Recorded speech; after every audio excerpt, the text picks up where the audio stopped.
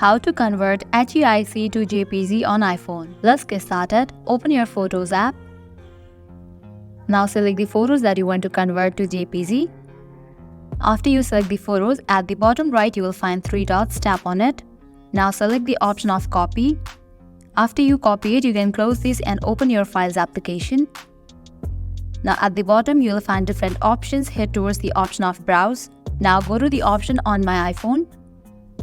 After you open it, at the top right you will find 3 dots. Tap on it. Select the option of New Folder. Now here you can give a name. After you give name to the folder, tap on Done. Now open that folder. Long press on it. Tap on the option Paste.